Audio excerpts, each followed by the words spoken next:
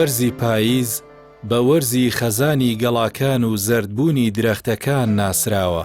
پاییزی ئەم ساڵ هاوکات لەگەڵ سروشت و ژینگەدا وەرزی خەزانی مامۆستایانی ئاینی بوو لە کوردستان.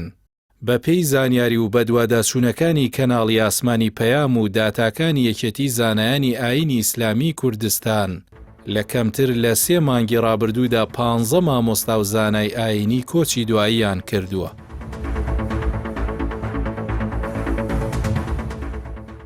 وتار و وانە و ئامۆژگاری و ڕێنمایی و ڕێبەری مامۆستایانی ئاینی لە کوردستان سەدان ساڵە ژینگەیەکی ئارامی بۆ خەڵک دروست کردووە و بەشێکی بنەڕەتیە لە پێگەێنانی کۆمەڵگەیەک کە پارێزگاری لە بەها باڵاکان و ڕەوشت و نەریتە جوانەکان دەکات.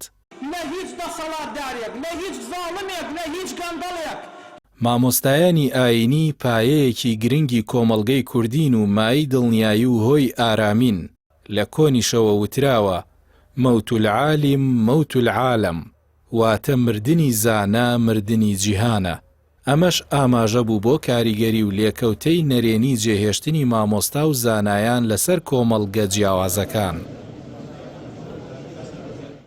لە کۆتایی مانگی 9 تا سەرەتای مانگی 12 ئەم ساڵ کە سەرەتا و کۆتاییەکانی وەرزی پاییزە، ئەم مامۆستا ئاینیانە بەهۆی نەخۆشی و بەساڵاتچوونەوە کۆچی دواییان کردووە.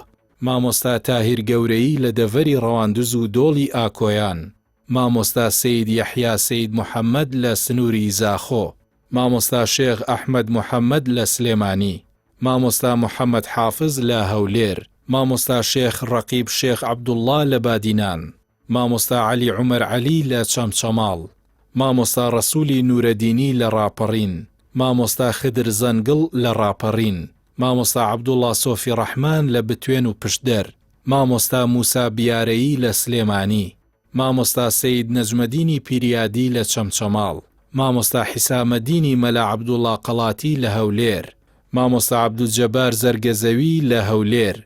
جێی باسە جگە لەم 13 مامۆستایە هەر یەک لە مامۆستا عەبدوڵڵای دێرەیی لە سلێمانی و مامۆستا ئیلیاس محەممەد بیارەیی لە هەورامان بە ڕووداوی هاتوچۆ گیانیان لەدەستداوە. مامۆستایانی ئاینی پێگەیەکی گرنگ و سەنگینیان لە کۆمەڵگەی کوردیدا هەیە و لە لەدایکبوونەوە تا مردن و بە خاک سپاردن هاوڕێ و هاوڵی موسڵمانانی کورد و بەشێکی دانەبراون لە ژیانی کۆمەڵگە. زۆرینەی ئەو مامۆستا ئاینیانی لەم وەرزی پاییزەدا کۆچی دواییان کرد و گەڵای تەمەنیان هەڵوەری خاوەنی حوجرە و مزگەوت و جومعە و جەماعەت بوون.